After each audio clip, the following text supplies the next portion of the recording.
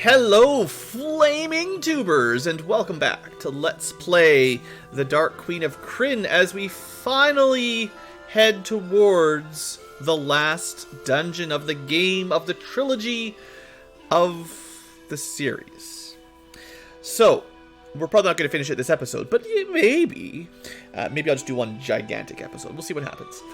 Anyway, for the future tubers, there's been a couple things that happened during our prep time. We spent a lot of time, well, I'll show you in just a second. I was just wanted to start the episode on the way to the ship, but then we got a little event here.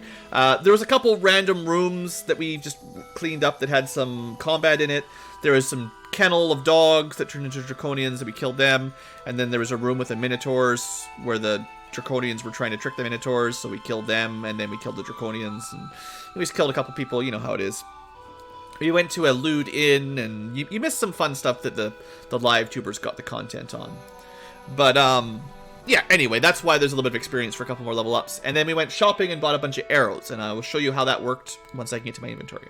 But first, a huge marching band plays thumping upbeat music. Hundreds of gnomes mill about hugging and kissing because they're, one another. Women are sobbing quietly and children cling to their mother's legs. The gnomes are going to war. Now, let me just, before any gigantic events play, let's very quickly level up. It's too late to memorize any of these spells we're about to learn, but I wanted to level up on, on camera for the future tubers. So, here you go. Pixel's getting a level up. At this point, I don't really care what you learn. Mind Blank might be the most useful off spell to pick up if we need it. I don't know if there's any enemies that take advantage of those kinds of magic, but it's pretty good. So we'll take that for Pixel. And Captain Daynor, hey, look, if he's going to follow us around, at least he gets some saving throws and stuff. So that's pretty good. Alright, and yeah, I've memorized everyone's magic up to this point, full spell books. But I'm not going to add those in for Pixel right this second. Maybe if we get another break later on. Now, the thing we've done between episodes is we've organized our inventory a little bit usefully, and I've combined arrows. So basically, Aaron has all of our +1 arrows, and everyone else has had to share the new arrows that we spent. Well, do you want to guess how much money we spent on arrows? Well, Thorinum has 128 plus 2 arrows. Pixel has 69, nice number of arrows there. And Tim has 70 plus 2 arrows, as well as our old +4 arrows, which we're just holding on to. We'll never use them. They're just too good to use. So the idea here is there was a shop that sold arrows for the low price of 15,000 gold for 10 arrows. And then we sold, well, I'll just show you what we did. You can only sell 1 gem at a time, and I ended up doing a little trick to try to figure out what things were worth. So, just pulling up my little notepad on the side, advertisement for Notepad++. But once I started counting, we did stacks of 50 and just count how much money we got for selling 50. So in total, I counted 300 gems, which turned into 42,000 and change steel. And then if you do a little bit of math, that's 1 gem is worth 142 steel, which means every gem has a chance to turn into a 5, 25, 50, 250, or 2500. I think those are all the numbers. Anyway, it's got a wide range of value per gem. So I just averaged this out to 142, and then I rounded down to 140. And then I'm like, okay, I decided 4 people, 50 arrows each. My computer is really not happy with me. I don't know what's going on. Good advertisement here as it lags out while I type. It's probably something to do with OBS and Windows 10. So I wanted 200 arrows, and then I wanted times 15. Well, it was divided. They're stacks of 10, so divide by 10, and then times 15k per arrow. It turned out to 300k. And then divide by 140 per gem, per gem, and it turned into something I can't remember the exact number, but it turned into around 2,100 gems. So I just used GoldBox editor to delete 2,100 gems and add 200 arrows, and that's basically all we did. because I feel like that's pretty fair. So we got rid of most of our gem stash, is what I'm trying to say. And I didn't sell them all manually because it would have taken forever. It took less time to do the math, I believe, quite strongly. Other than that, we gave our fragile elf that dies the Ring of Invisibility, which we had... no, the Ring of Fire Resistance. Because you only have 2 rings equipped. So Ring of Fire Resistance there. And then Jural the Thief gets the Ring of Invisibility. Because I like having the thematic Invisible Thief backstabbing. Kind of seems cool. And that's about all we changed. I did identify everything, of course. I've reorganized our inventory a little bit. We're playing Secret of Man and Music this time, which is different. I gave Captain Drano one of our spare weapons, which is, you know, better than his old one, and Grunchka a sword. If I find a shield, I'll probably give it to Grunchka. I could have gone all the way back to Minotaur Land and given Grunchka one of my spare shield +2s or something, which would, you know, get him to -5 AC, which would be nice, but, you know, whatever. Doesn't matter that much. Anyway, that, I believe, is all we did off camera. If anyone in chat remembers anything we did, it did take a long time, so if anything else happened, you can fill them in. I'm sure Erdegerd and the team had a nice little break, had a little party and all that. Let's go. I believe... No, I went the wrong way. I had to go north.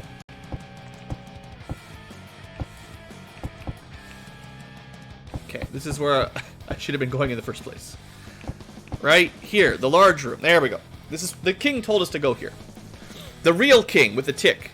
Citizens, today is the day we crush the fire demons beneath our boots once and for all. He raises the royal banner and the gnomes gasp and clap with glee, just like live chats. All around you, the strange wind ships of the gnomes are being readied for flight. On cue, a squad of gnome legionnaires hustle over to a wind ship. You could just call it an airship, please. Ropes released, it sails off. Perkalanamaraman nervously beckons you onto a ship, straining at its ropes. Let's go. A hardened old gnomoi grabs this shaking... This guy was the one that talked to us last episode and was like, I don't know if I can do this, I'm a little bit worried. But, you know, he's fine, right? Easy, son. I'll take over from here. This is my ship, humph. Wooden ship pilot Hermish Thingambob, at your service. His hands fly over the cords that control his craft. In seconds, you are airborne and immediately dropped into a sea of lava at the end. Oh, sorry, no, that's not where the game ends. The air around you is thick with flying machines. As you gain altitude, they gather into the flying duck formation. Ho now, let's trim this ship. You... He points to Grunchka. Move to the stern. Ah, good. Dwarves are known for their amazing airship abilities. High up in the sky, not in a cave or under a mountain. Flying through the air, their natural... Like, Grunchka's dead. Mob positions each of you and assigns you a sector of sky to watch. If you see a bird, sing out. There are no birds, only dragons.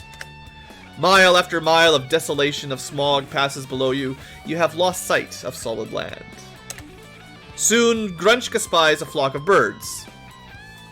Everyone just puts their face in their palm. Her thingamabob does not even look around. That'll be the good Orthlorks coming to escort us. Ah! Right? Yeah, it's the good Orthlorks. No ready stations, no red alert. Just trust that the flock of birds are actually our friends.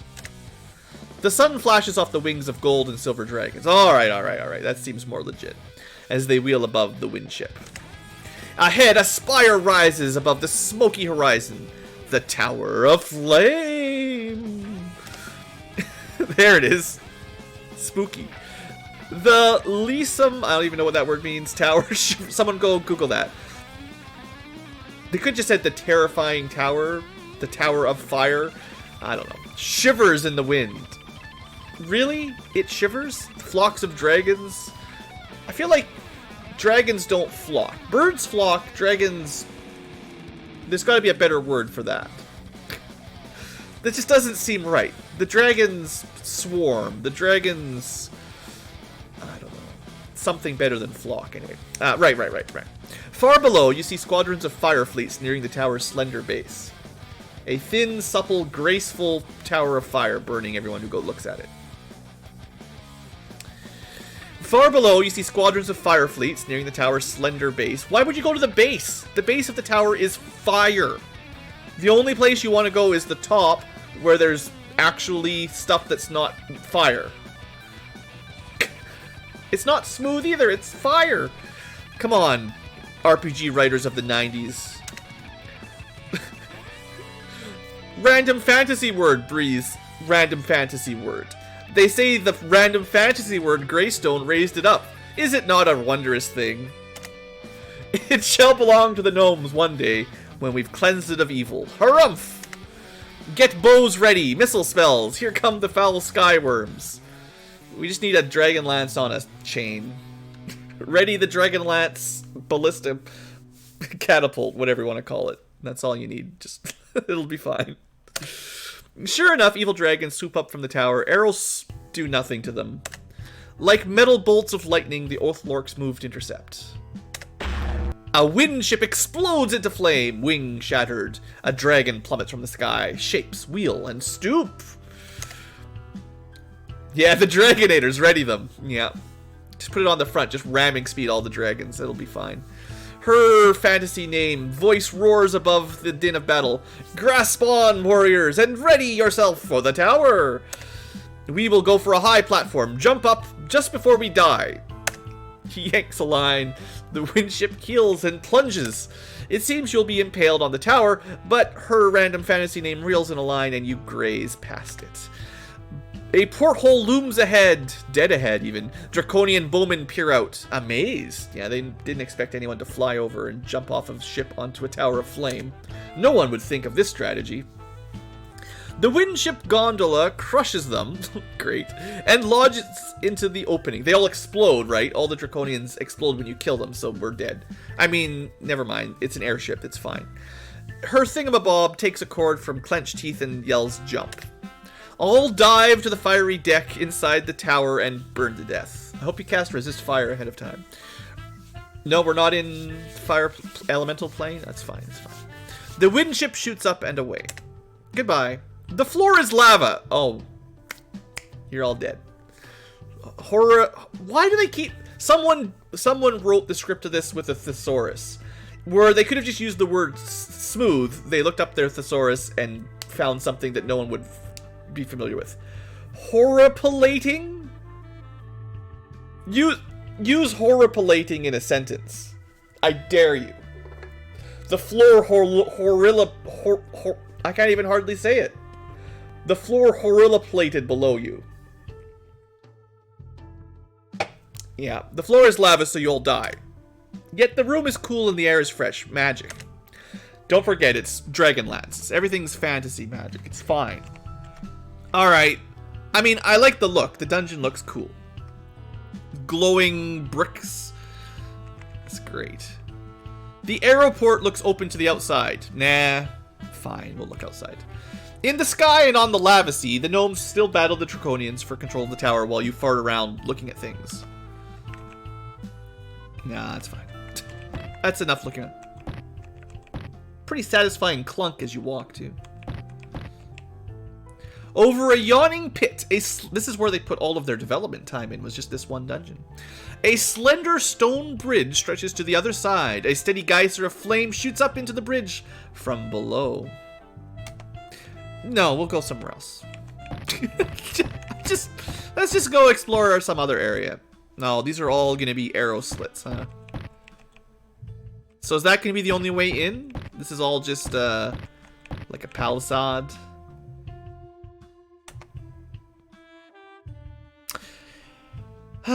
Good luck, team. You near the midpoint, where the flame gushes up into the bridge. The bridge sways a little. Suddenly, a woman appears on the far side.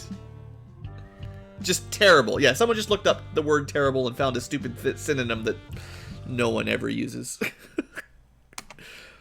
Chrysia! To her! Follow me! Captain Daenor shouts and charges forward stupidly. Instinctively, you take a few steps forward, then reconsider. Remember, she's under mind control of the evil Dark God, or perhaps Dark Queen of Krynn. You reconsider. What do you do? Daenor, you need to just relax, buddy. We are gonna rescue her. It's definitely a trap, though. Not that there's anywhere to go, but it's definitely a trap. So let's just wait a second. Oh. Chrysia raises her hands and claps. The flame subsides. The bridge cracks and falls with you atop it. I was like, oh, she didn't kill us. She just turned the fire off. Never mind. The fire was what kept the bridge up. You fall 2 floors and land into the lava floor. The bridge rams its way through the pliable lava floor. And you continue to fall.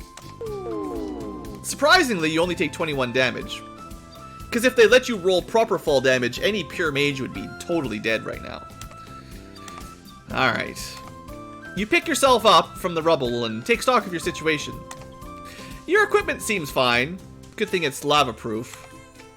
Aaron lost one of his shoes, though. Daenor's gone. Aaron lost his shoe.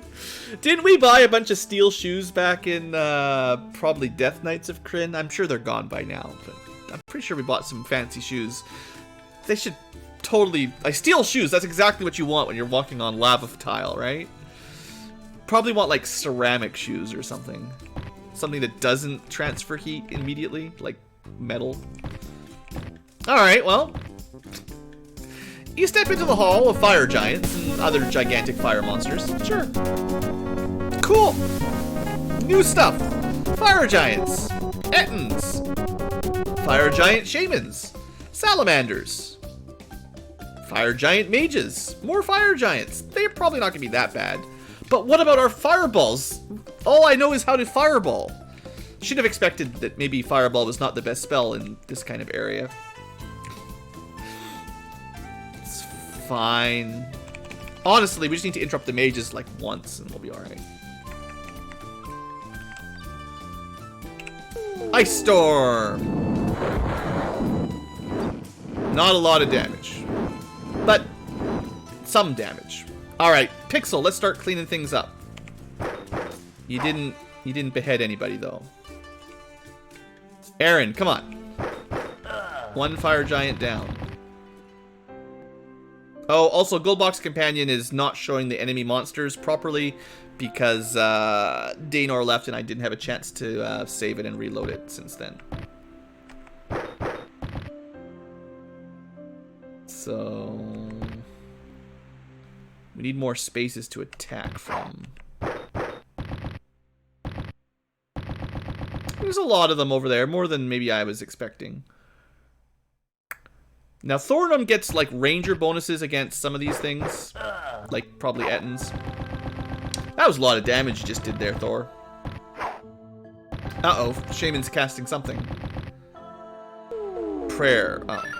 Hey, look, they don't just start with a million buffs. They have to buff themselves like we do. That's nice of them. Well, let's find out just how much of these things are immune to fire or not. Like, you know, they're probably mostly immune to fire, but they might not be. It might just be half damage. Ettin is the only thing that took fire damage. Yeah, I mean, I'm not surprised.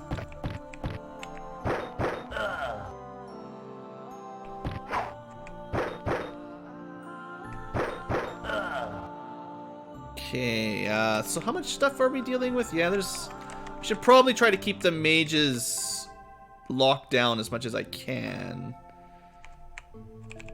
I gotta be a little bit frugal with spell casting here, because who knows how long it'll be before we get to actually rest properly. If ever, now that we're in the final dungeon. So I don't want to waste my spells if I can help it. But preventing enemies from killing us also saves spells, right? So that was a good hit. Good Good job, Fire Giant. Aaron's difficult to hit with negative 17 armor class. Thank you, Mage, for being stupid. Alright, we've got ourselves a nice little pocket here.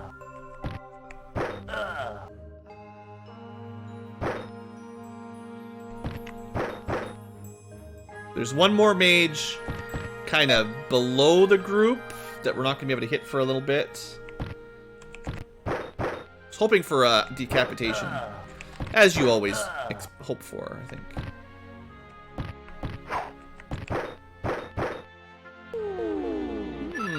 Duplicated himself. I kind of like that mages have self-buffs that they have to cast. Like, I think after all of the pre-buff enemies, it's really nice that they just don't start like that, but start, if they're stuck in a corner, they spend their turn, you know, powering up a little bit. Like, that actually seems totally fair. After all of the cheapskate, I start with 20 spells pre-cast all the time.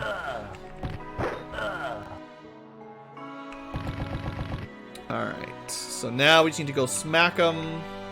Thornum's a good one because he's so fast. 40 damage. Either the dwarf gets bonus damage against giants or the ranger does. Either way, Thornum's a good giant slayer. Alright. Fairly easy, 7,000 gold, or 7,000 experience. I did not mean to click that button. I hit share. They didn't have very much, though. In the Pool of Radiant series, whenever you fight giants, they each drop like 5,000 gold or something ridiculous. So if you ever hit share, everyone's just overloaded, but that did not happen, thankfully. Alright. Pretty big area. Bunch of beds of fire dragons. So the outside of this room is just all beds. Okay. Overhead, a wide shaft soars up out of sight. Those are probably the two bridges. Ahead, you hear something, but I didn't read it in time. A giant smithy. Huge siege machines are under construction. A tool room with some ends.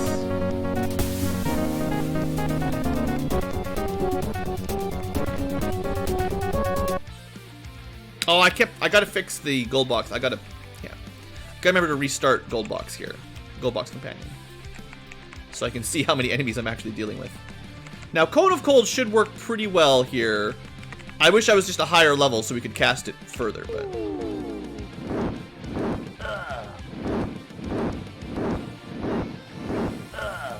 That's pretty good, Cone. Yeah, I'm pretty happy with that one. One of my better Cones of Cold.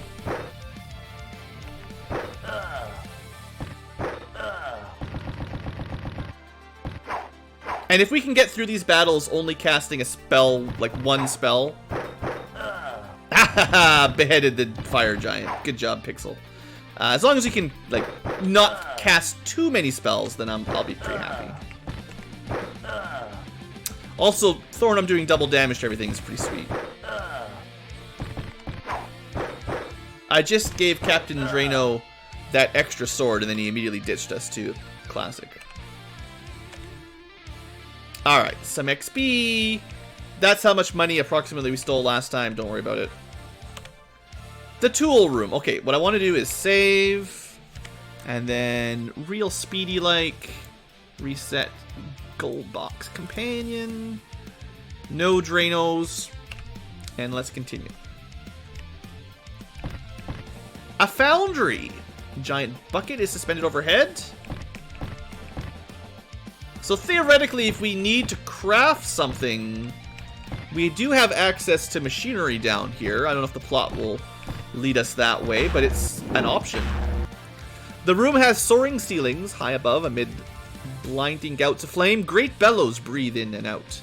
Under the watchful eye of fire giants, golems trudge around. Not for long, though. No one seems to notice you, so... Ambush round of combat?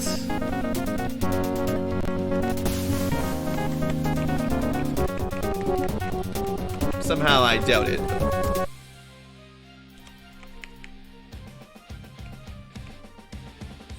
We're not in a great spot for Cone of Cold. We can't just move around, so... The goal is to interrupt the guys up top.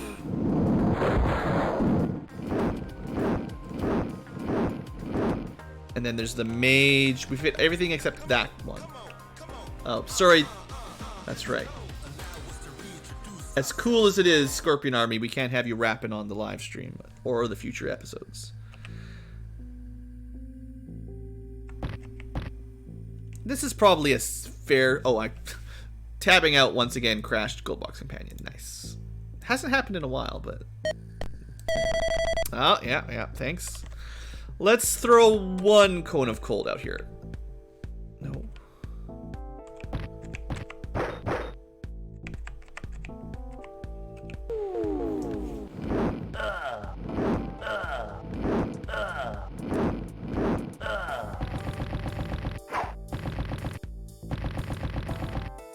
But yeah, I wanna not waste too many of these spells if I can help it. I say waste, but like it's just a matter of saving time so I don't go crazy, but also trying not to run out of resources. A good D&D dungeon has a lot of resource management. Tons of resource management.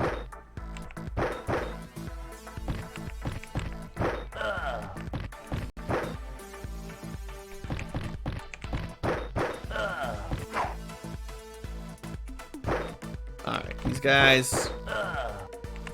Chumps. Now, also, it doesn't seem like their mages are casting anything super deadly just yet, so I'm not, like, scared of them, like some of these fireball mages we were running into. Like, so far, this final dungeon is actually way easier than any of the previous dungeons. Oh, there's some nice steel there. Iron Golem still turn the wheel. The Bellows Flare.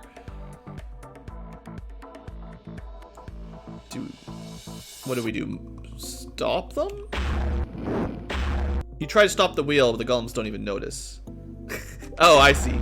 That was like, try to push against the golems. Alright, well, let's just kill them. Obviously, they were just, you know, commanded to do one thing, but... Okay, there's quite a few of them over there. I actually think... if we get a chance... I didn't get a chance. I wanted to make like a defensive line, but... they went before Tim could get back.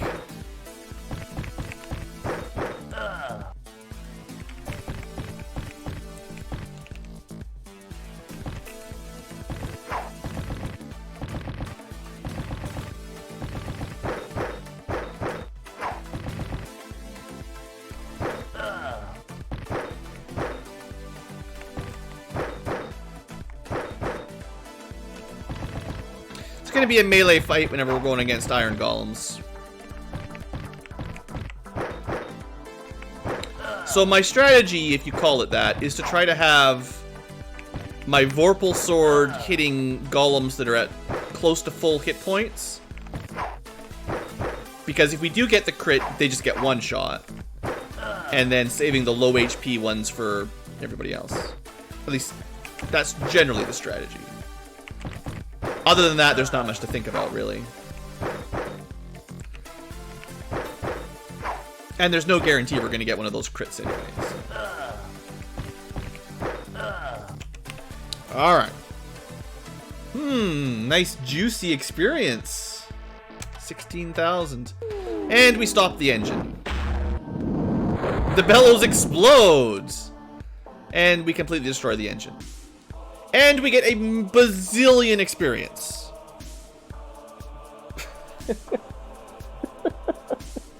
I don't know how much we had before that fight, but we got a lot. I should have...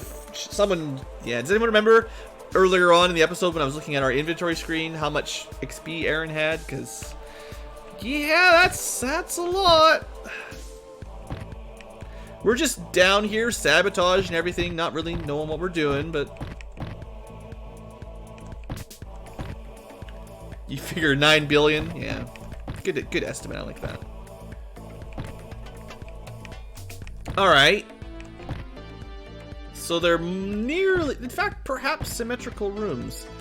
Looks like the right side barracks had a door I missed. And this is just a dead end. So this was just a big long loop to destroy what we destroyed. Oh, if you press look, that's convenient. It just tells you what floor you're on. Massive explosions give massive XP. Come on, that's how this game works, right? Used to be massive treasures give massive experience, but now, yeah, here's the door I was talking about. Fire beings, when they see you, they retreat to the south through the fire. Very clever of them. Okay, so we found some stairs and a wall of fire beings. Let's save that. Just set off a nuke and see how many levels you get before you're vaporized. I don't know if we have enough HP to survive a nuke just at this moment. Yeah! 6 damage, 2 damage, 1 damage. Like, that's not much. 1d6 of damage. You stink of burnt hair. This looks like a great place. Fire elementals, fire shadows. We fought this stuff once. Long ago. It's been a while, but we've definitely fought these things. Definitely should have brought more ice storms. Just to help chip things down a little bit. Good one. Somewhere around 6.4, and then like plus 1 million, like 7 million experience. Like if we did get a full 1 million for everyone, that's 2 full levels for Aaron, which normally, if you were just leveling up in the game without using GoldBox Companion, would mean you would automatically be losing experience for basically everyone because you got so much experience you've got more than 2 level ups at once, even at crazy high levels.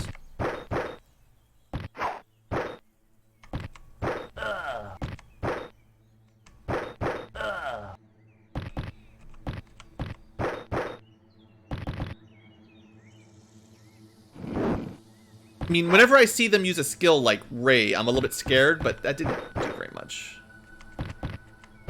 They also don't seem to defend.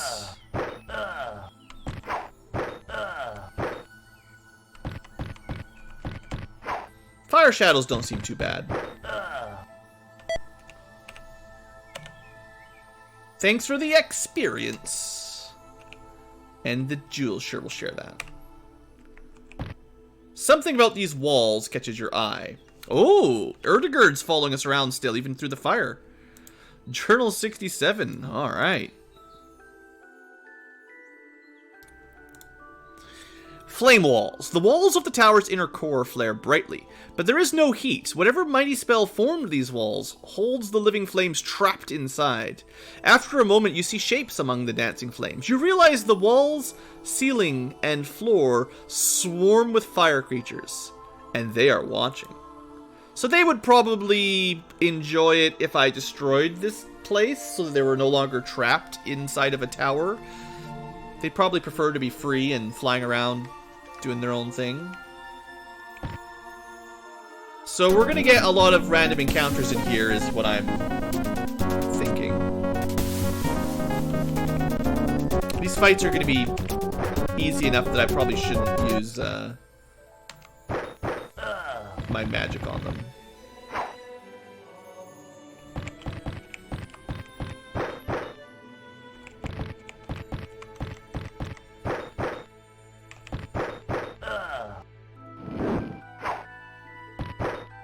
Uh-oh, we got green fire again on Tim.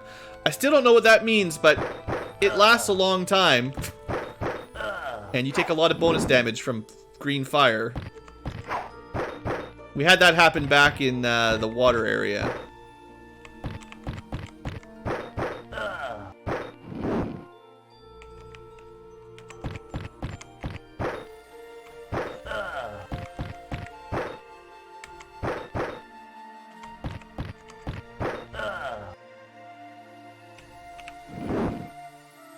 He's continuing to take fire damage. So one of our suggestions last time was that you needed to be fully healed and then you would stop taking fire damage. So, you know, we've got a lot more charges of healing now, so maybe.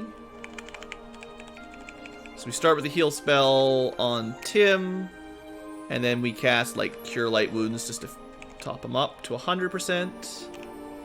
We'll see if that gets rid of it, or if he just takes some damage in a few steps, because who knows. Another bridge? Jump into the shaft. No.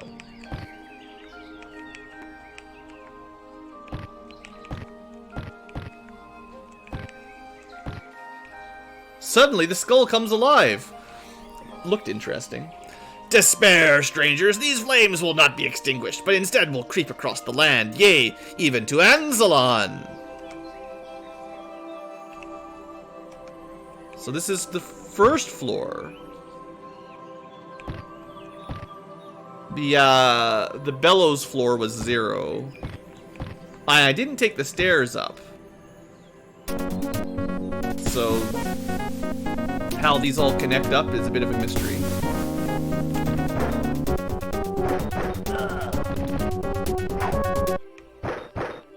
Also, it is seeming to be likely that healing to 100% is what cures that green flame.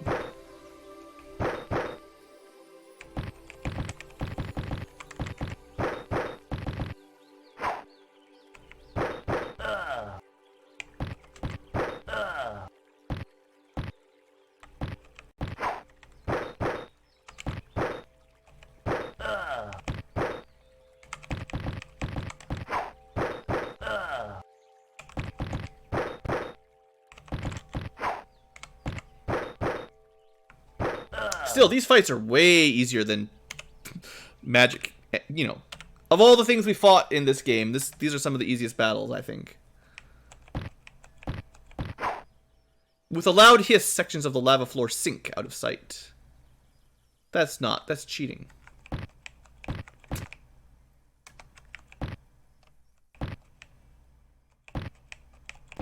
Good thing I've got an auto mapper to keep track of where we've been.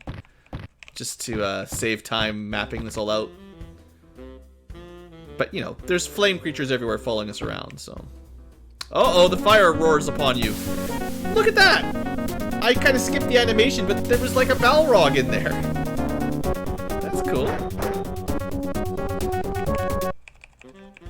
Alright, so whatever these guys are, it might be worth casting some magic on them. Specifically... because they give you that green flame effect, which you have to heal to full to get rid of, which costs you more spells, so... Spell... Ice Storm sucks.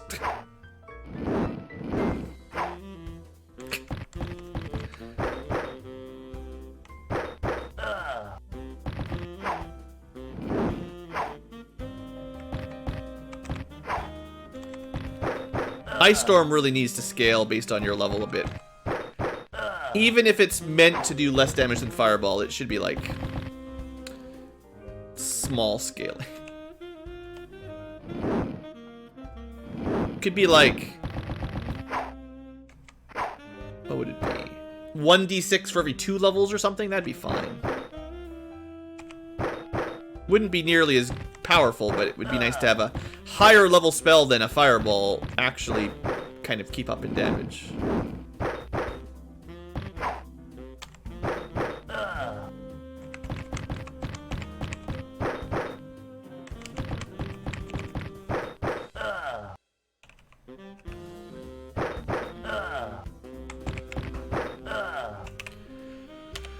Okay, no green fire, some jewels.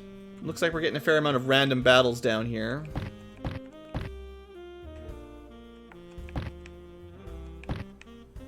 Lots of shafts everywhere. A shadow descends upon us. It's a beholder. Alright, well, you guys know what to do. Smack it and hope it dies before it disintegrates you. Good reminder to save more often, though. We got him. There's really no strategy for these. Other beholders levitate back up the shaft. And they're like, alright. Maybe we won't go down there.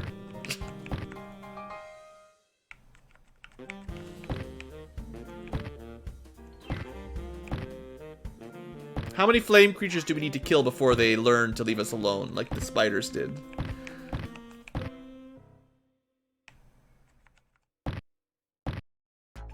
Alright. Looks like I've been everywhere I can get at the moment.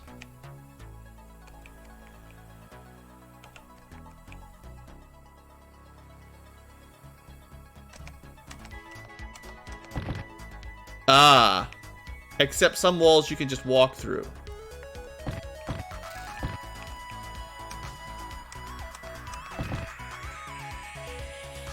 I see how this works.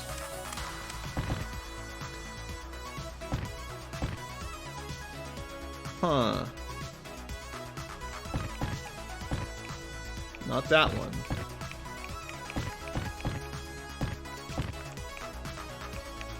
I am bumping into walls now, because, you know. What else can we do?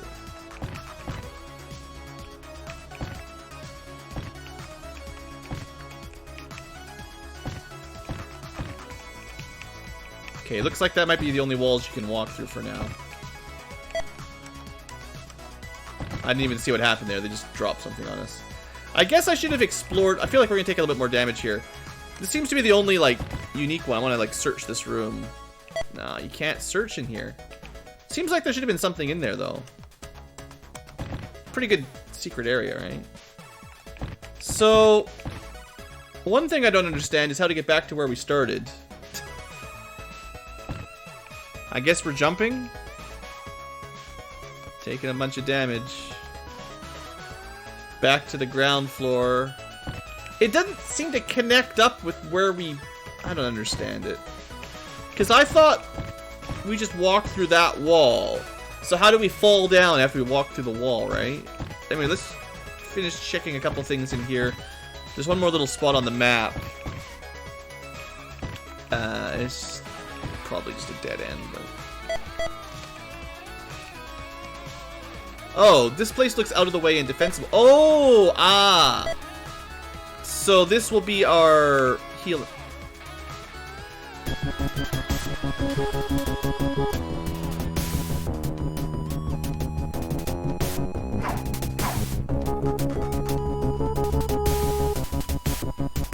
You're such a funny game. It's hilarious. At least it's something for us to use our fireballs on, I guess.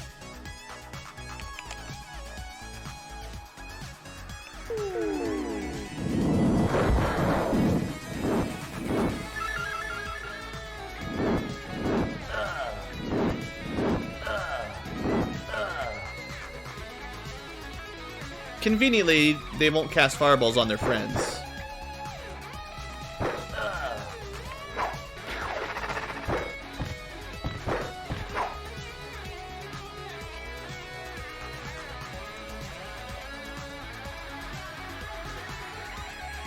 Did we ever try lightning bolt on the these guys?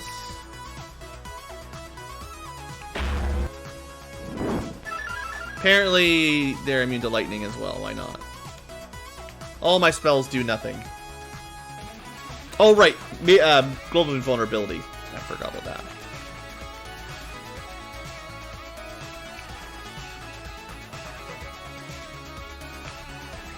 I don't know.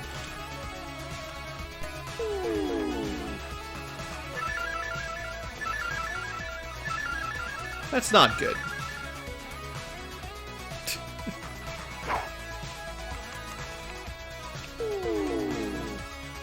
Stupid disintegrate. Nice beheading. That was good.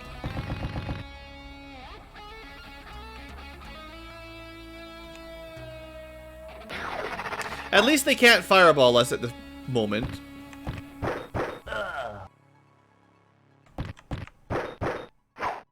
So how are we killing these stupid...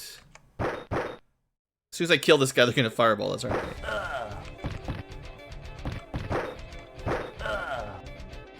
I mean, seems like the only way is to waste arrows until they run out of images, or to just cone them.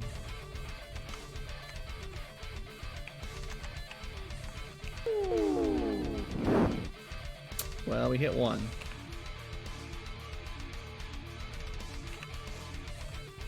Well, this is why I put everything at the bottom.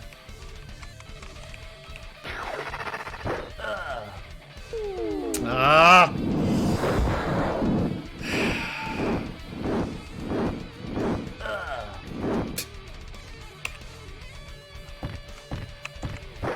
Oh, that guy still can explode. He hasn't exploded yet.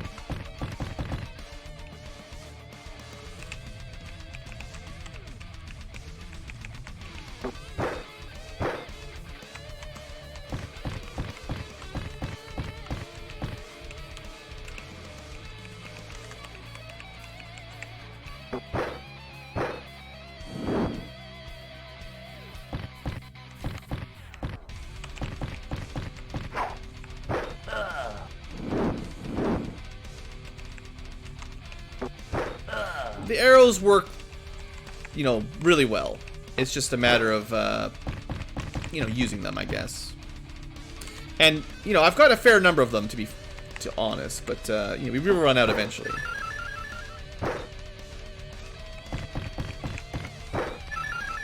Alright, so now that everyone's basically dead, thanks to me trying to heal. Best healing ever.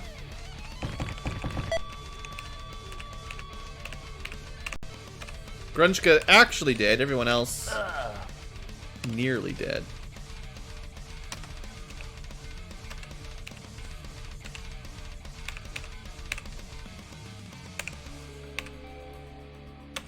Alright, let's save. I'm sure it said this place looks out of the way and defensible. That sure sounds like you should save here, Blue. And maybe try to fix? At least the fixing worked that time. Alright, now did they cast Resurrection or did they cast... We still got 19 con on Grunchka. They must have gone Resurrection. I always worry if you go Fix, if the party will use the Raise Dead spell, which gives you permanent con loss, or the Resurrection spell, which wouldn't. So I usually cast it myself. But anyway, that was good. And let's test this out a little bit more. It looks like this is supposed to be a safe area, and maybe there's just a low chance of getting an encounter, and we just happen to get it immediately.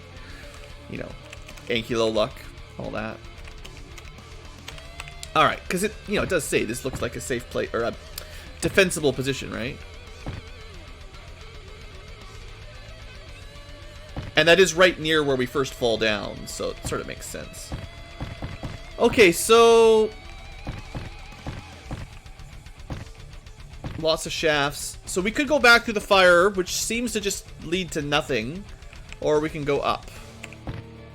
And up takes us...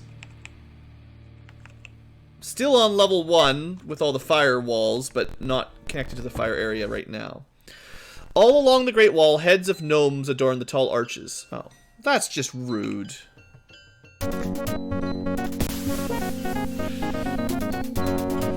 Never have any fun. This fight's really easy, though. Nothing to worry about.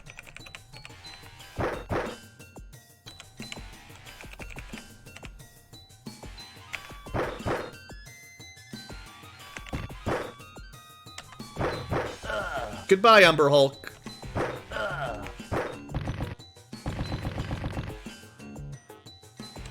We should make sure the Umber Hulks are all dealt with. They do have the chance to charm you or whatever it is with their stare.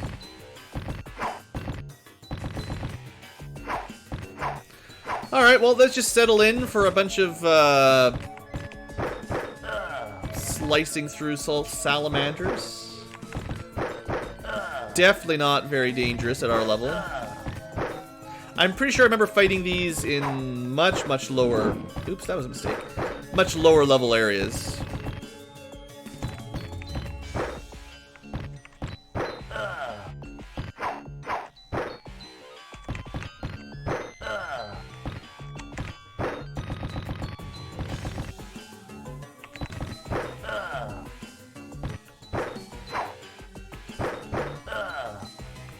And this area is not nearly holiday themed enough for us, given the time of year of this live stream.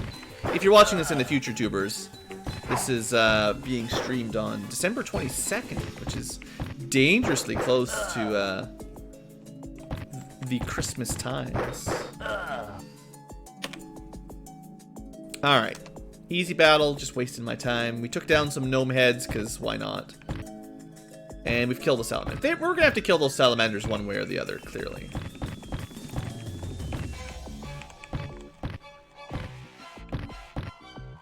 In this chamber, racks extend from wall to wall. They hold thousands of leg chains and manacles of every size. The planning for this invasion of Anslon was meticulous and cruel, and we ruined it by killing all of their fire giants and all of their salamanders already. Do you really need to tell me that every time? Here is a cauldron heated by lava. A little molten steel puddles at the bottom. Sure. You grab... We're just disassembling everything in the tower. You each grab armfuls of leg irons and manacles and dump them into the pot. They melt. Okay.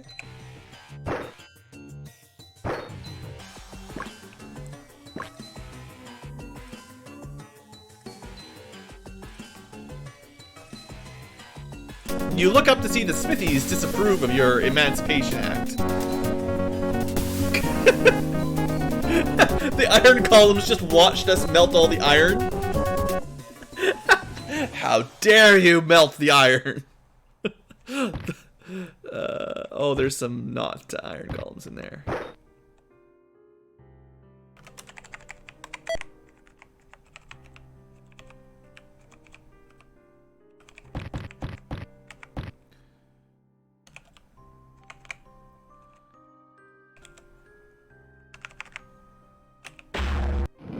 Wow, 80 damage lightning bolt. I forgot.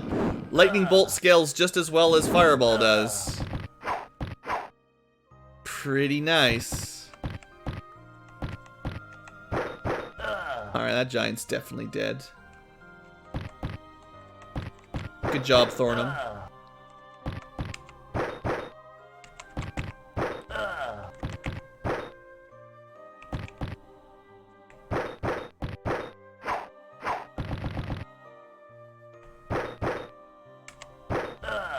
Beheaded.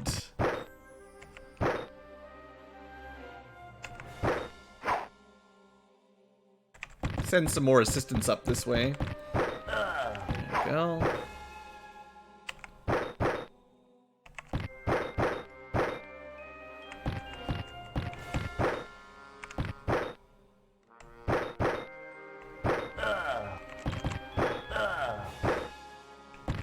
Rob took a few hits from this one, but it was totally worth it for that awesome lightning bolt.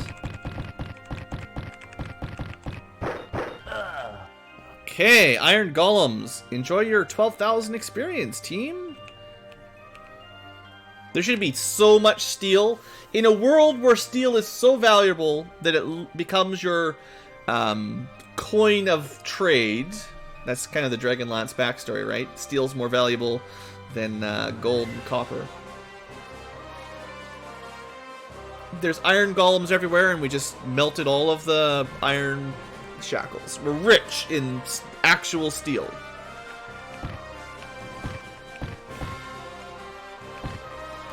So we're literally just in the enemy's base, just destroying everything they've worked on. Like, they build a bunch of traps, we break them all. They build a giant forge, we just smash it.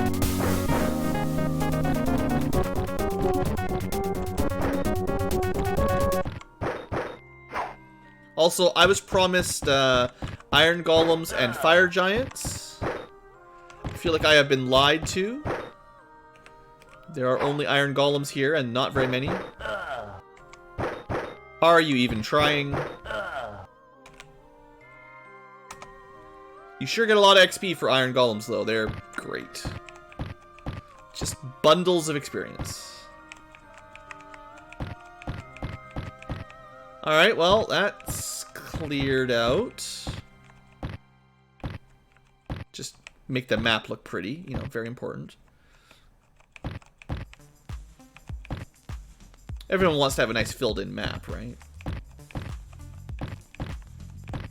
That's why you really follow this channel. Alright, what are we doing here? 55 minutes? I'll try to finish this floor before we end the episode. There should be 4 or 5 floors. So I did miss one hallway in the middle. With a loud hiss, sections of the lava floor sink out of sight. See, they're trapping us in here, so we can't do anything. Except that we are, like, literally destroying all of their creatures and stuff. Far off, a beholder floats to the door. Oh, hold on. Let's just save it. For reasons. Looks like we found the lair of beholders! Yay! Hope your saving throws are good. And your dice are prepared.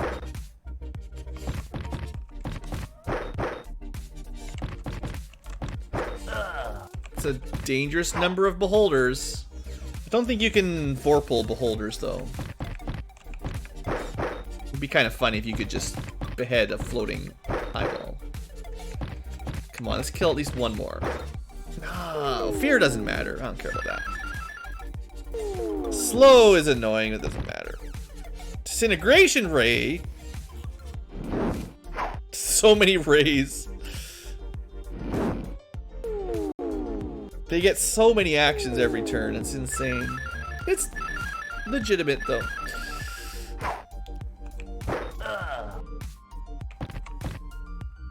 Let's focus on this one.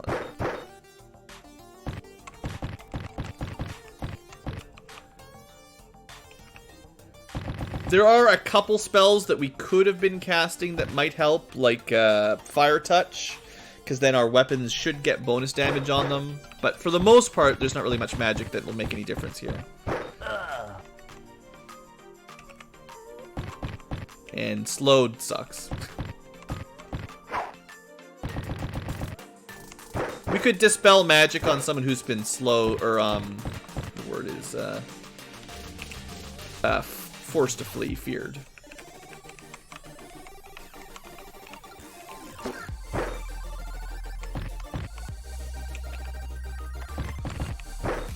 Alright, not bad. Looks like no one got disintegrated still, so enjoy your 8,000 XP. Have a little dance. Slay a few. More shafts. It's a very vertical dungeon, if you could float like a beholder. Well, there's not really a lot of other options for beholders, so if we can't smash and stab, we would lose. Yeah. One of the reasons why everyone's a fighter.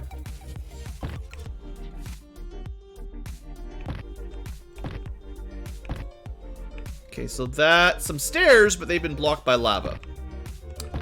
Nice. Oh, this place looks out of the way and totally safe to save in. And maybe rest in. If you feel lucky.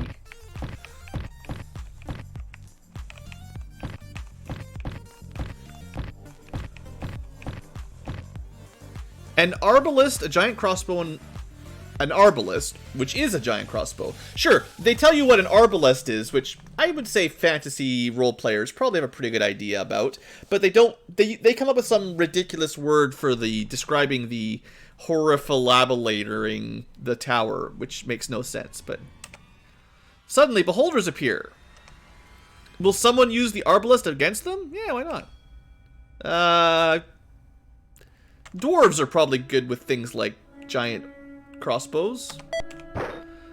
Thorum skewers the eye tyrant. It's dead in one blow, but the others continue. Hey, I'll take it. There's just one other.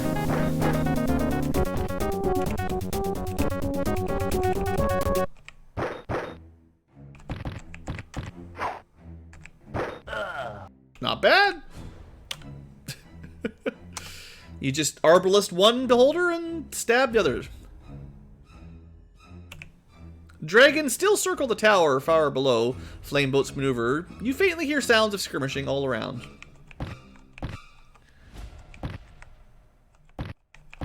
Yeah, giant crossbow seems like a good counter for beholders. They've got a gigantic weak spot in that they are essentially one eyeball. That's a lot.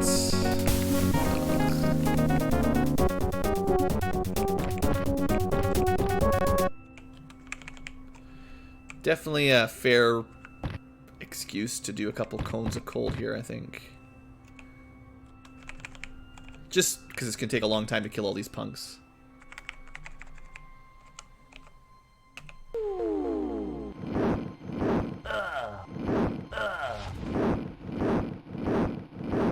Good cone.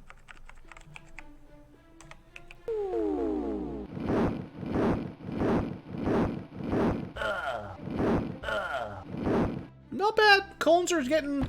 It's definitely weird trying to guess how far they will go on any specific casting at some angle. But, they're definitely spreading out more than they used to. Safe to say. Also, why do you have a Dragon Lance equipped? There's no dragons down here. We're never gonna fight a dragon again. We don't need those.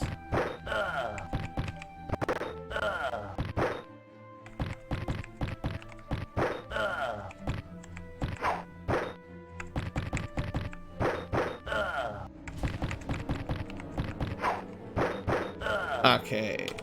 Couple cones of cold. Hey there, Harry. Welcome to the final dungeon, which has been considerably easier than most of the previous dungeons in this game, I would say. Not to get overly arrogant. Oh, there's another fire door. Well, we can check that out later. We'll save that for last, maybe. Another arrow viewport.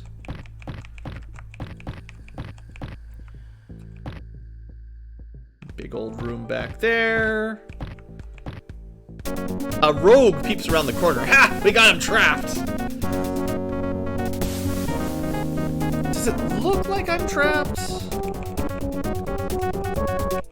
There's never going to be any dragons down here. Ever again. No dragons here. That's a lot of dark wizards, though. They're going to fireball us. And I guess we're kind of trapped, but we've got more defense than most times. How do we want to do this?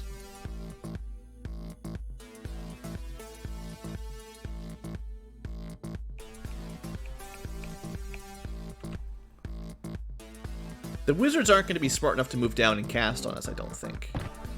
Oh, what they are going to do is they're going to cast fireballs, you know, to these kind of tiles that they can see. And then they're going to hit us from the side. That's all that's going to happen. And there's some kind of creepy looking dragon up there. Or something.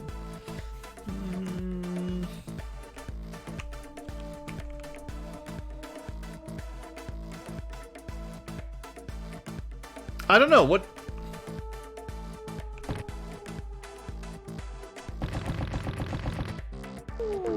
Haste.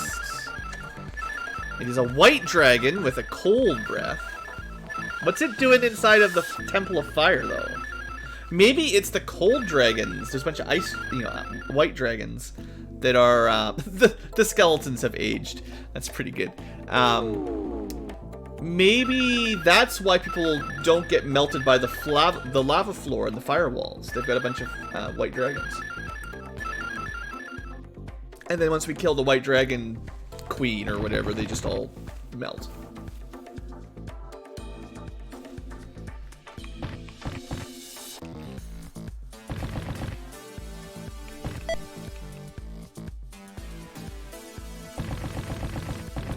So you can see the amazing pathfinding here. Like I said, they'll never make it around to us.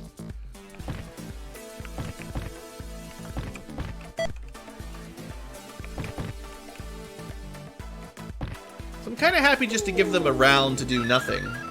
And then next round, and I'll figure something out. Well... That was garbage, by the way. By the way, the fact that Pixel just took 80 damage and Thornum took like 130 damage. That was real great. Bozaks, man. They're big fat cheaters is what they are.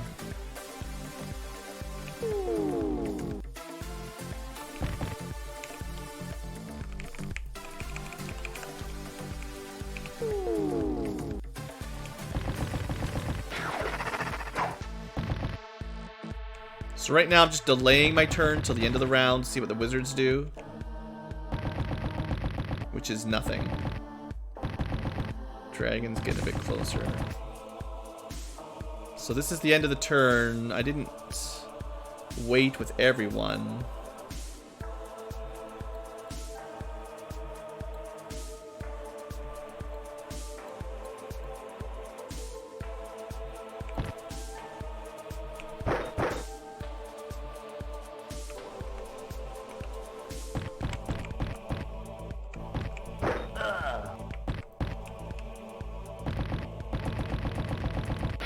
New round.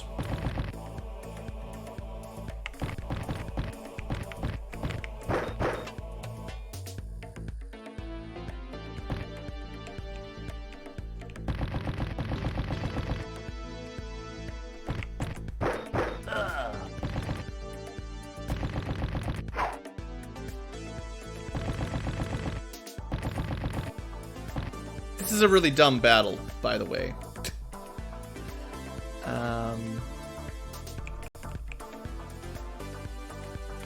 Okay, I'm done with this.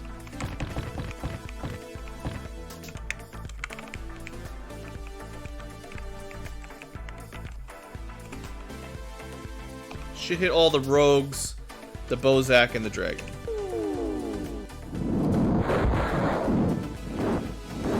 For tiny damage. What a bad damage roll. Wait, how did it hit that guy? Dark Wizard, he failed his saving throw for the first time, like, ever. They only take no damage from fire if they get a saving throw, but they always pass their saving throws, so. It's just usually not very reliable to hit him with that.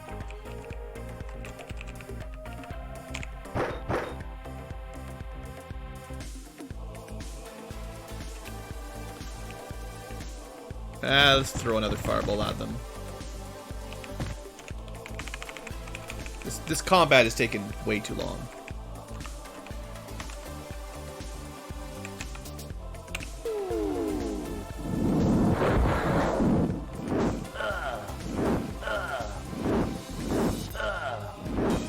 Pretty good damage. Goodbye, White Dragon.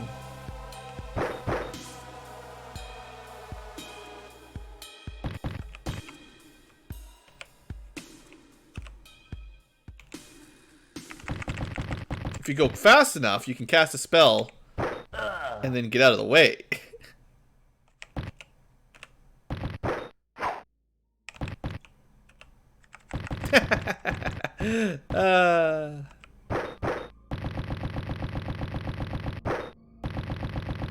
That worked out pretty well. Let's move away from the exploding Bozak.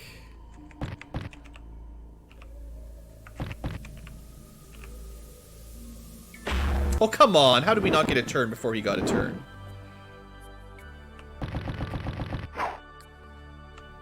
Oh. We beheaded him, but we still took, once again, all the zap damage.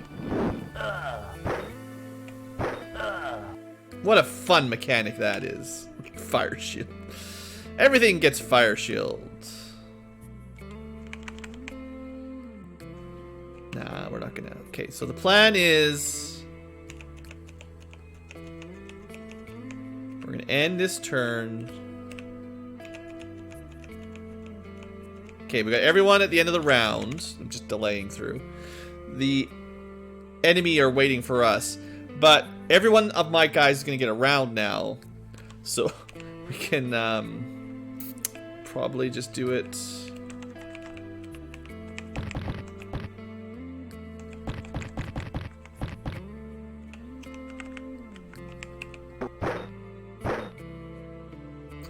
Probably won't work the way I'm planning this to work.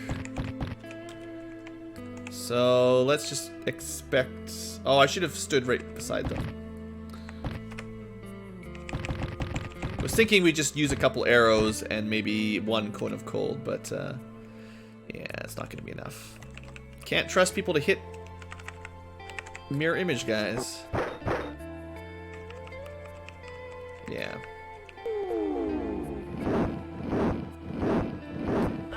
Wow, that hit all 4 of them? Am I a genius? Yes, Blue, you're very, very smart. Okay, we're not gonna do that anymore because now they're close enough to dying. Yeah, just one good arrow will finish them off.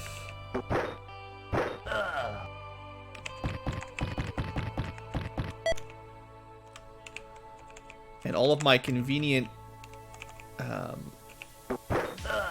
bow shenanigans is proving quite useful.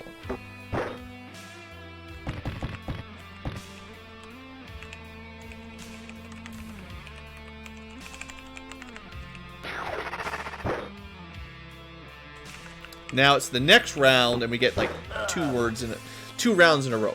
Okay, that worked out pretty awesome considering there was 4 dark wizards that are immune to so many things that could all delayed blast fireball us pretty fast. We could have gone like fire shield or protection from fire kind of spells, but that worked pretty well, delaying to the end of the turn and then cone of cold and shooting them with arrows like that. That's pretty happy with that. Unfortunately, I doubt any of the treasure is any good, but yeah, good little combat there. A little bit of strategy.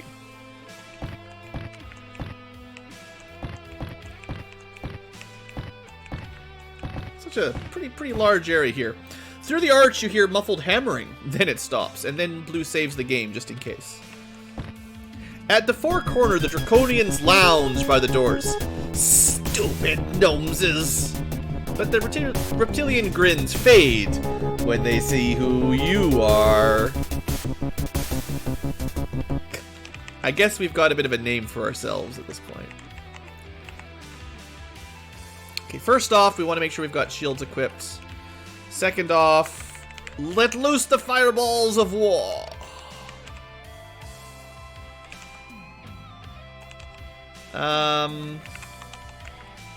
Doesn't really matter, but you can't really open. It's like we can only hit one group easily, so this is probably the best fireball I can do. Got a Bozak, got a Seavac, got another Bozak. Pretty good fireball. Pretty happy with that one. Good start. It's going to stop most of their spell casting. Now, that guy's going to cast magic. Or at least try. So I think we shoot him. No magic for you. And that's it. No one else can cast magic this round, I don't think. We're just archers now.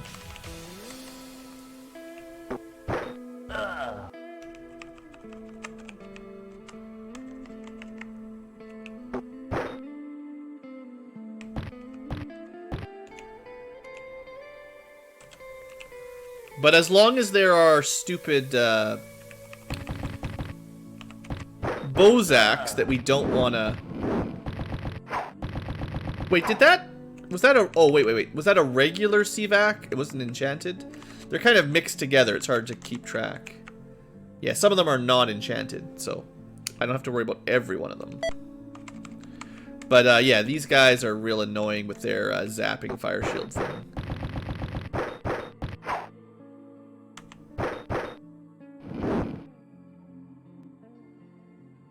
Yeah, Drow's in a rough spot. So, I don't know. I mean, if we'd attacked, we probably would have taken more damage than that, so.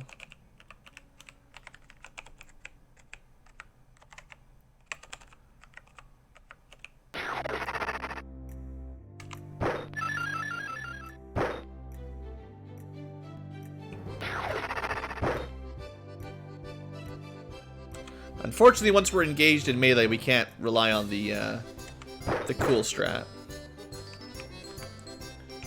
I'd like to get this guy to blow up in the corner if possible. Yeah. And then... that one's not even a super draconian, so... he'll blow up, but better than the zap damage.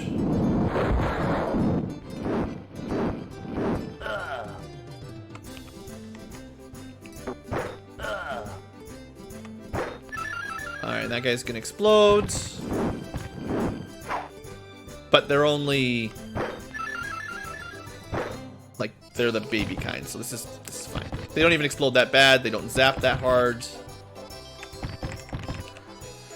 Okay, I'm trying to get some value out of those arrows we bought. They are pretty good against draconians and mages, so... we did spend a ton of money on them. Over 2,000 gems. And I probably got way more than I'll ever use, but... I needed a lot of backup arrows for me to feel comfortable using them, so... Alright, enjoy your experience, party. You hear muffled hammering, then it stops. Let's do a little bit more healing here. We're already hour 16 and we're not done the second floor yet. So they're just... at the siege ports, you hear violent pounding. Sure. The moment you lift the bar, the shutter is slammed open. A weird wall-climbing machine is here. Gnomes pour out of it into the chamber. They raise weapons, but recognize you just in time. Hey, guys. Without a word, they form ranks and rush off, dragging some contraption. A wind ship descends and offloads more troops. I did the right thing! With a great whirring noise, the wall climber moves up on the wall. A squad of gnomes comes forward. We have orders to accompany you if you desire. Sure. Why not? Same as before. So, cool. We destroyed everything on the bottom floor, and then now we're helping the gnomes get into the tower, and they do seem pretty clever with their wall climbing machines and all the stuff they've got. It's pretty cool. I like the idea of kind of helping the team out and getting a little army of gnomes to probably get killed to the first dark wizard with a fireball, but still, it's a neat idea. Maybe they could just defend an area for me to sleep in, and that'd be about as good as you could ask. You have 6 gnome warriors with you. This place looks safe. I am looking for a place to end the episode. A solitary blue dragon leads some salamanders. There's a lot of salamanders. But there's only one blue dragon. 80 hit point blue dragon. Bunch of enchanted baas.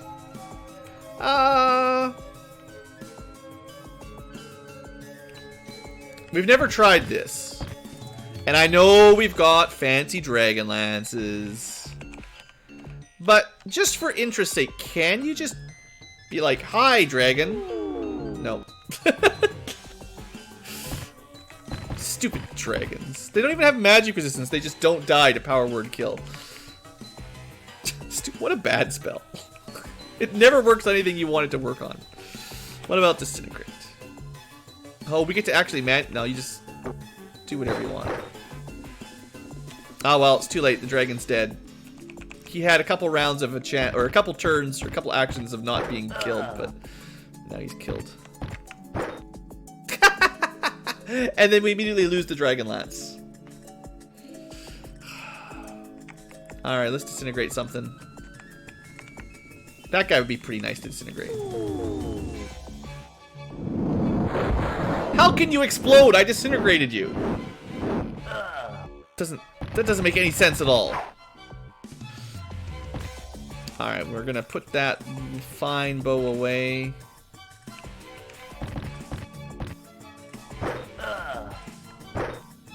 Goodbye, weapons. You can just go to quick battle. I don't really... The gnomes are just gonna make things worse.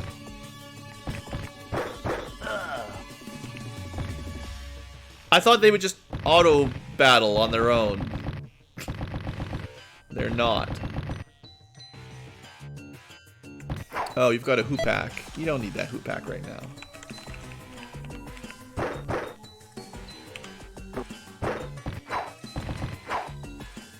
Alright, Grunchka's on my side, I guess. I'm used to controlling Grunchka.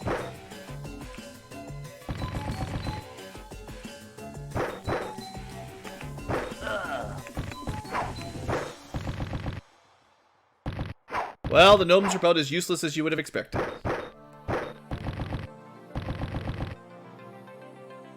Well, good thing you still have us. Oh, this is going to mess up with the order of my weapons. I sorted all my weapons out before the final battle, the final dungeon, so I didn't have to spend hours switching things around, looking for my stuff, but then these guys wreck it.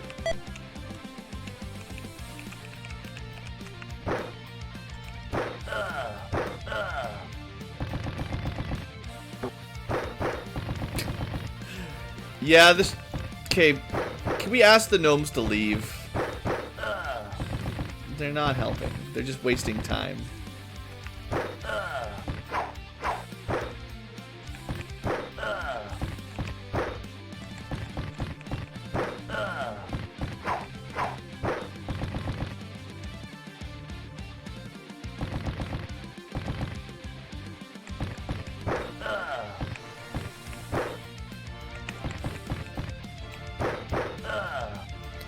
Okay. That's a lot of salamanders. The gnomes with you sip healing potions and recover their arrows, so they'll be doing this forever.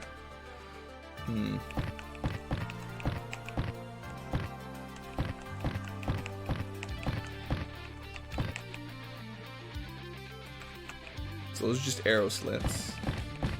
So we basically cleared out this floor. Suddenly, beholders appear! Oh, but maybe these are the perfect thing to distract beholders.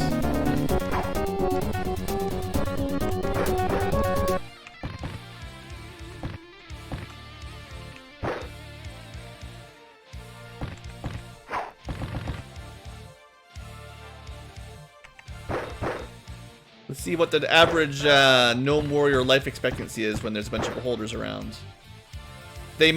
The beholders might be smart enough to know that my saving throws are better than the gnomes. And then they just waste their time on the gnomes. That would be pretty ideal, honestly.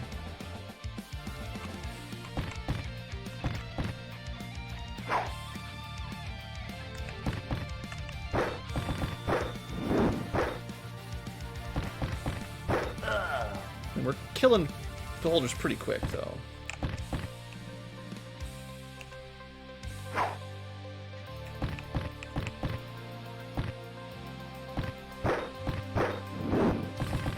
The fact that the gnomes can't even damage the gnomes, or the gnomes can't damage the salamanders is a bad sign.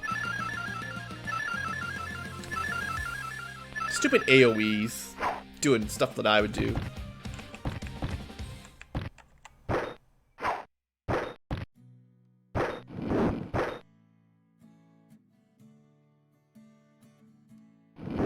I think gnomes are like resistant to magic, aren't they? They're actually, like, great beholder bait. Not only are they disposable if they do die, but they're also probably pretty hard to get turned to stone or whatever. That would be fitting with standard D&D lore, right? Gnomes are pretty anti-magic. Oh, I should switch back to the better weapon for this kind of stuff.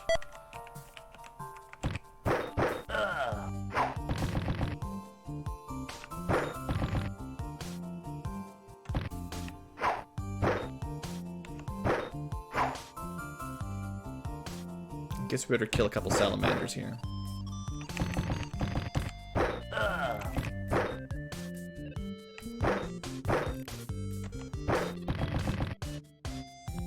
Did not set things up very well on the right side for the right beholder. Still, that gnome is successfully not getting killed pretty effectively.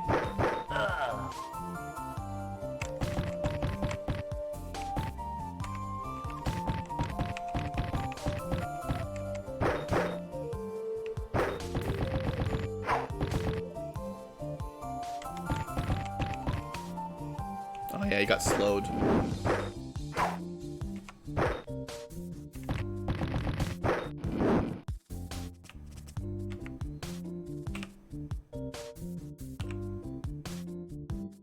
Stop casting magic at my characters that can permanently die.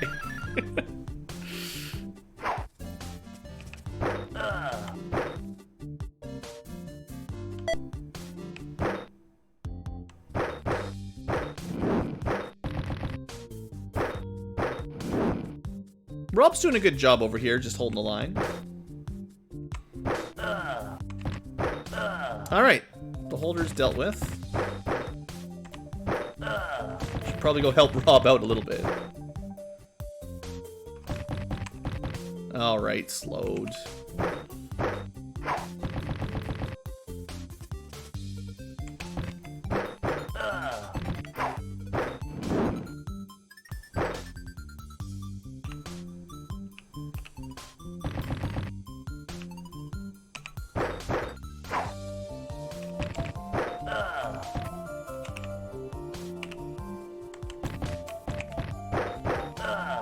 Haha, beheaded. Yeah, that's a great mechanic. So glad we have a Vorpal sword. Save the best for last. Is Rob not equipped with anything?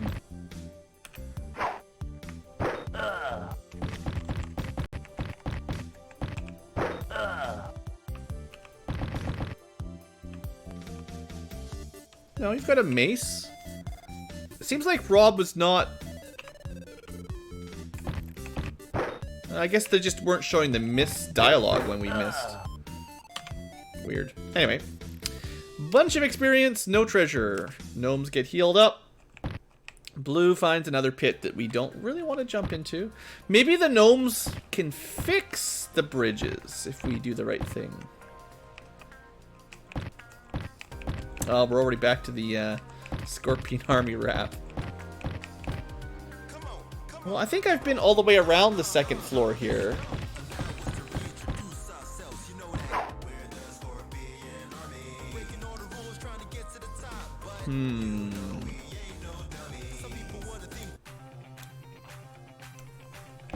So, yeah, I bet you there's somewhere we need to go. This is a big floor. Second floor is really, or whatever this is. It's floor 1, but, you know, 0 on the bottom, 1 on number 2. More random encounters. Yeah, I'm gonna go find that resting spot again, and we're gonna need to end this episode, but we're gonna try anyway if we die here. But okay, well that one already had his turn, so let's try to kill someone who hasn't had his turn yet.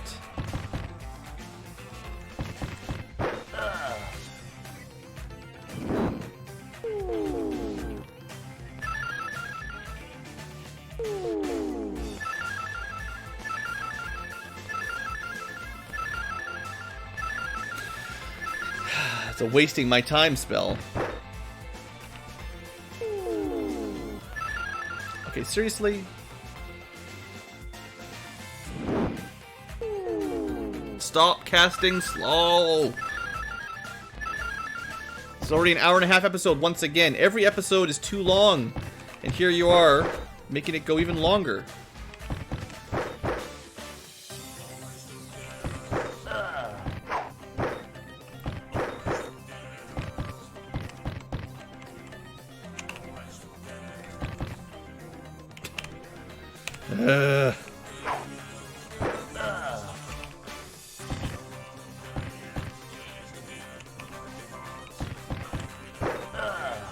Alright, nobody dies. So, yeah, according to my mini-map, you know, I've been everywhere on this floor except a couple random tiles. There's a couple pits. One of them surely leads to the next stairs up.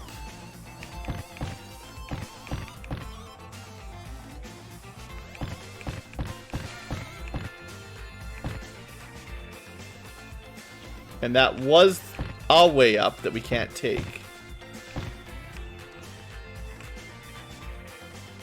Okay, and theoretically we can save and rest here.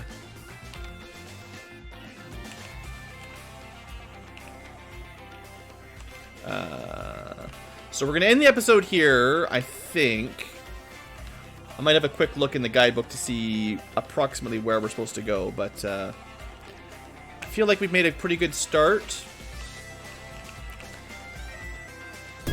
I guess we'll do one more battle.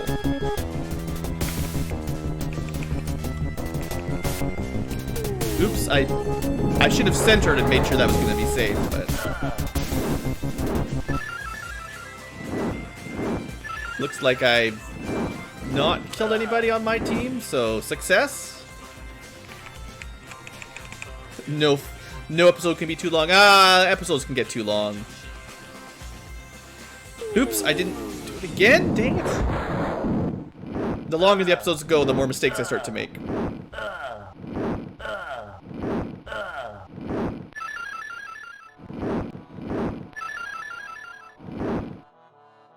Pixel took a little bit of damage. And we have the speed set to really high, so... But this... Oh, we can't... Oh, if I hadn't hit Pixel, we had a straight path to what I wanted to do, and now I shouldn't do it. Because it just gets zapped.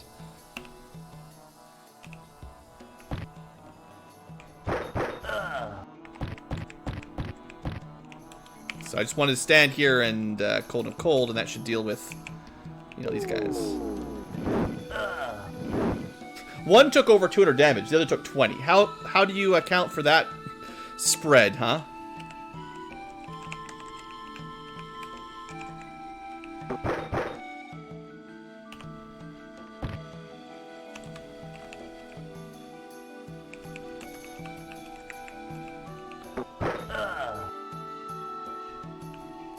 So I think those are going to explode already. It looks like we did a lot of damage to them with the fireballs, although because we're on super speed, we can't really read the dialogue.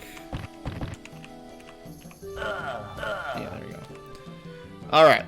Another 10,000 experience, sure. Maybe you just have to, like each of these rooms, you have to fight one and then you can rest. Who knows? Maybe it's something like that. Anyway, like I said before that interruption, I do want to end this episode, and this will be a fair time to do it. I might have a quick look at the guidebook just to make sure I don't wander around aimlessly for too long, because I'd like to, you know, get to the end of this area. So thank you for watching, future tubers. I think we're around halfway through this dungeon, give or take.